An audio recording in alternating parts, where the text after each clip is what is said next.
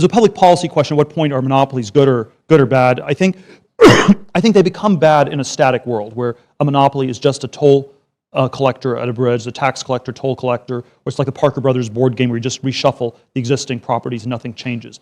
I think in a dynamic world, you're not creating artificial scarcity. So when Apple invents a smartphone that works, that's not restricting supply. It's creating a supply where none existed.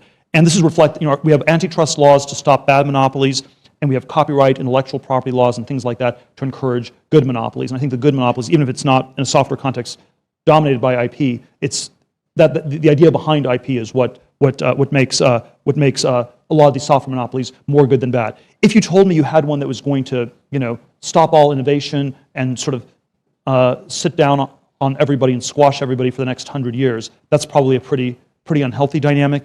I think in practice that's not been the case. So people were worried about that with IBM in the 70s, Microsoft in the 90s. With the benefit of hindsight, these were probably the points at which the monopolies were eroding as a result of changing markets in any event. So IBM, it was the shift from hardware to software, Microsoft from desktop to internet.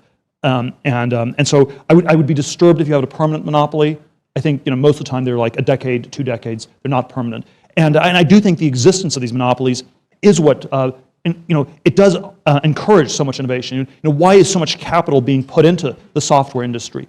And I think it is a policy problem that we don't have enough capital going into other industries. There are I think clean. Come back to clean energy. I think it would be good if we had more innovation in clean tech. It's just the business models don't work, and as a result, we're going to have very slow innovation in that area, even though it would be very good for our society.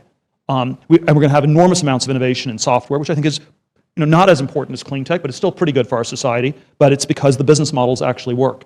And so I think the fact that these monopolies can be created and are so valuable, that's what attracts capital, talent, and that's a part of the dynamic that drives the whole system forward. Thank you.